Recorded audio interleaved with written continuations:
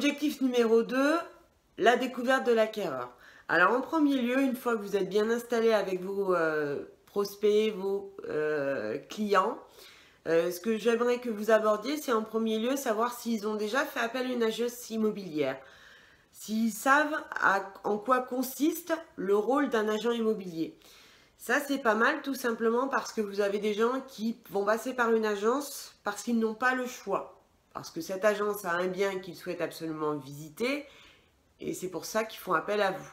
Ou alors, il y a des gens qui ont un passif avec une agence immobilière et qui pensent, et qui ont bien raison de le faire, que le professionnel va être à même de leur présenter des biens qui seront en adéquation avec ce qu'ils recherchent.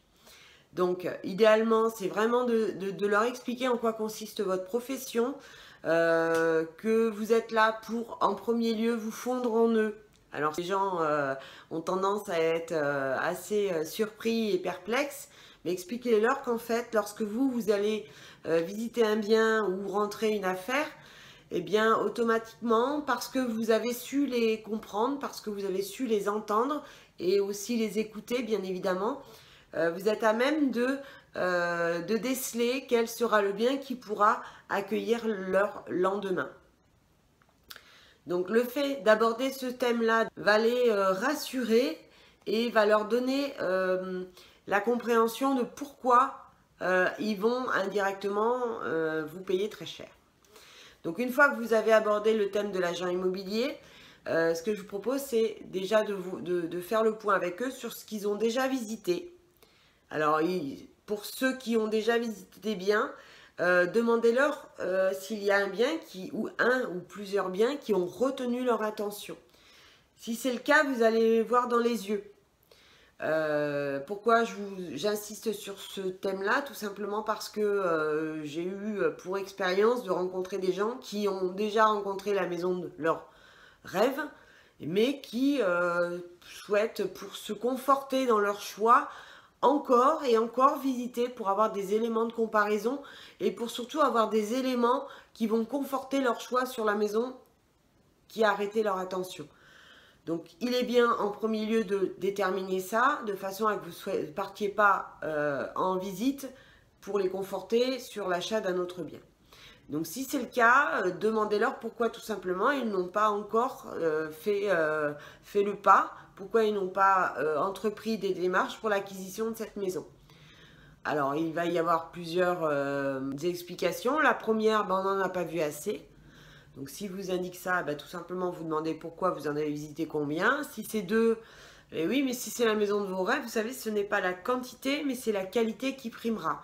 Donc ça ne sert à rien de vouloir comparer des biens les uns avec les autres parce que chaque bien pourra aussi attirer votre attention pour telle ou telle caractéristique et de cela vous n'arriverez jamais à prendre une décision et vous allez à chaque fois vous éloigner de votre choix de départ. Ça c'est important, la mise en matière c'est ça, déjà en quoi consiste le rôle d'un agent immobilier, combien de biens ils ont visité et s'il y a des biens qui ont retenu leur attention. Si vraiment ils vous disent oui, il y a un bien qui a retenu notre attention, mais ce n'est pas le coup de cœur, demandez bien sûr qu'ils vous décrivent ce bien.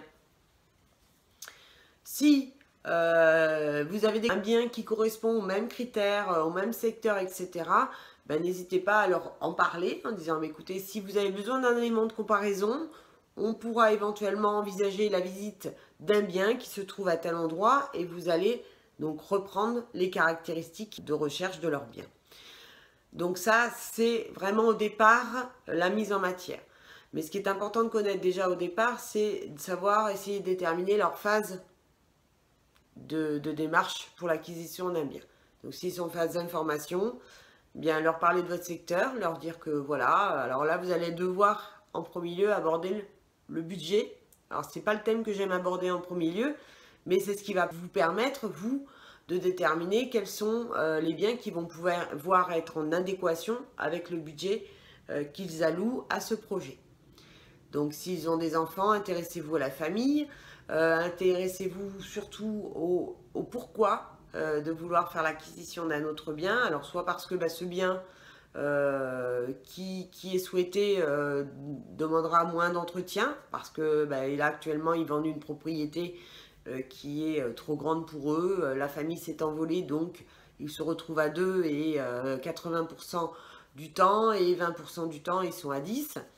Donc ça va être à vous de leur proposer un bien qui sera viable à 2 à 80% du temps et à 10, 20% du temps. Vous allez leur demander à quoi ressemble aujourd'hui leur bien, ça c'est important.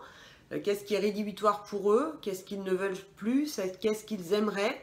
Donc là, ça va être vraiment un rendez-vous qui va être que d'écoute. Parce que c'est après ce rendez-vous que vous aurez tous les éléments pour pouvoir leur proposer des biens.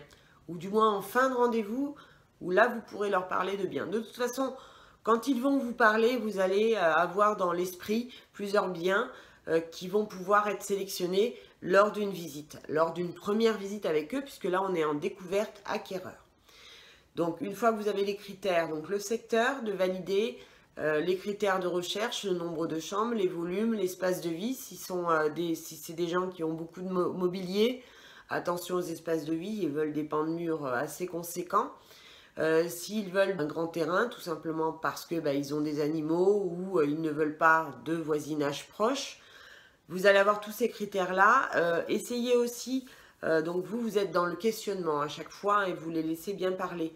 N'essayez pas, on a du mal à les laisser parler, tout simplement parce que il faut savoir que lorsqu'on a une conversation avec quelqu'un après une question, notre attention va être portée sur les 20 premières secondes et on a tendance à couper la parole sans s'en rendre compte. On est des négociateurs, donc on a envie de leur faire comprendre et de leur faire sentir qu'on a compris ce qu'ils veulent nous dire. Le problème, c'est qu'on les arrête.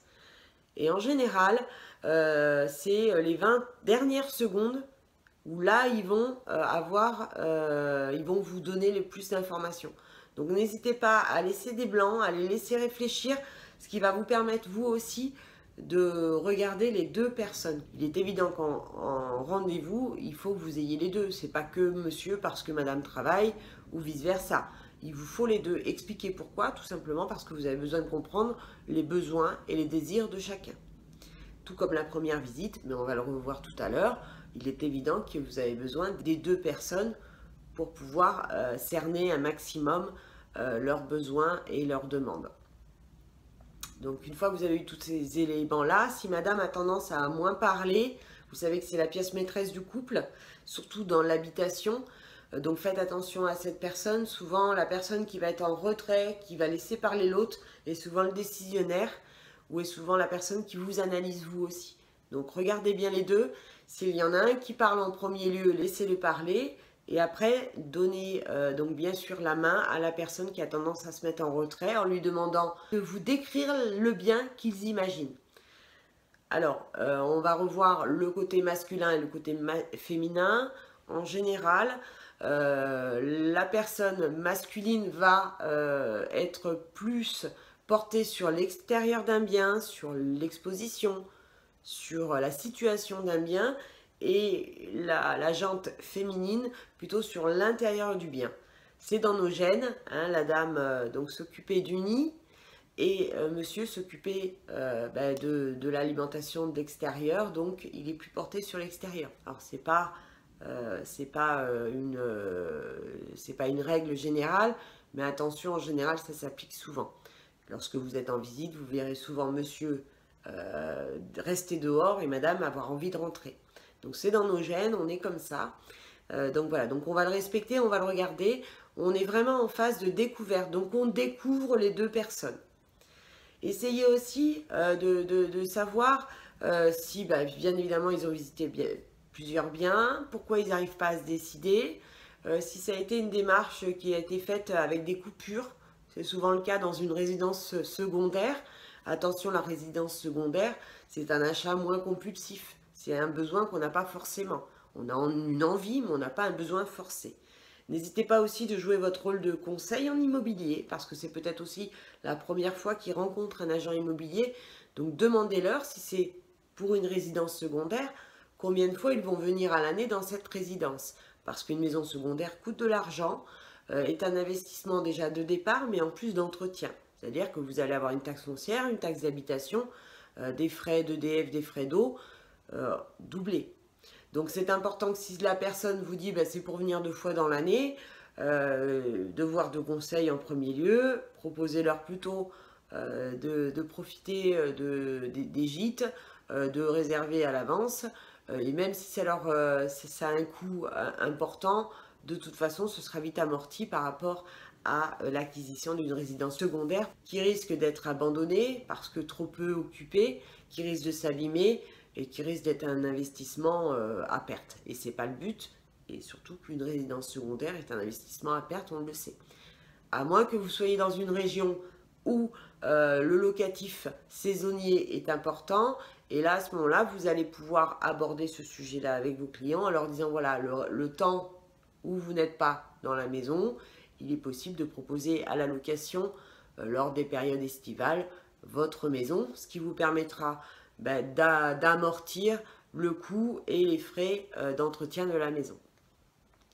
Il va être important aussi de connaître, c'est la famille. Pourquoi ils achètent? S'ils veulent une maison de famille, alors savoir s'ils ont le nombre d'enfants, idéalement qu'est-ce qu'ils font dans la vie.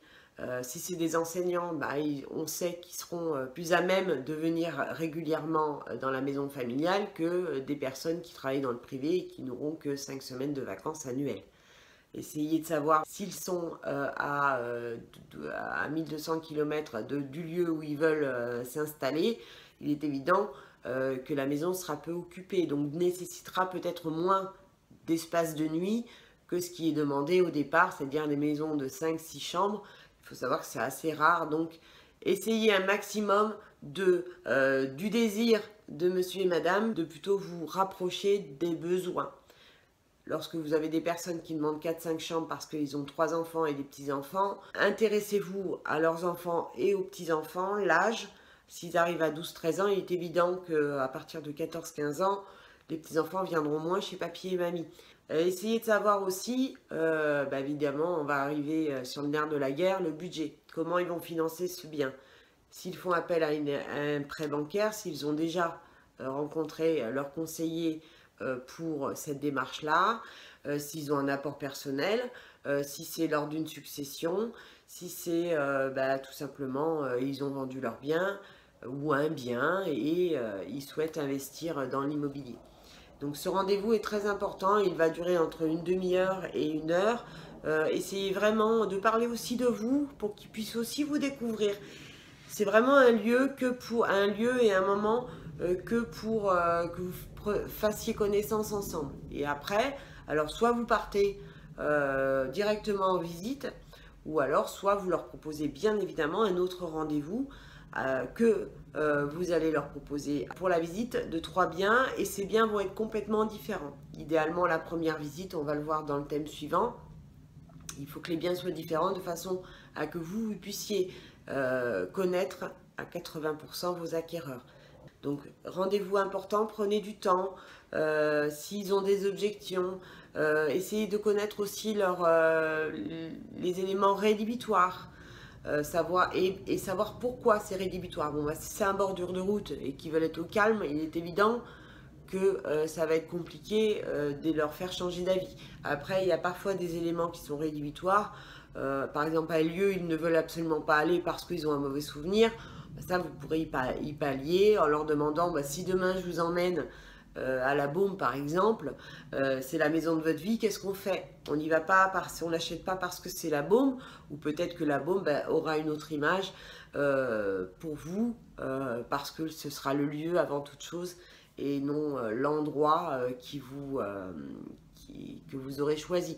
Donc voilà, c'est vraiment un rendez-vous très important qu'il faut prendre en considération. Ne le faites pas en fin de soirée où vous êtes crevé. Prenez vraiment ce rendez-vous dans un moment où vous êtes vraiment au top de votre forme et au top de votre concentration.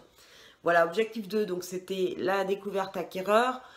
Sujet très important, vraiment écoute, écoute, écoute, écoute. Empathie, essayez vraiment de découvrir votre acquéreur avec beaucoup de finesse et beaucoup d'accompagnement, et vraiment il faut qu'ils sentent aussi qu'ils sont pris en main par vous, par vos connaissances et par votre empathie vis-à-vis d'eux. Voilà, bah écoutez, je vous donne rendez-vous pour un autre objectif. À très bientôt.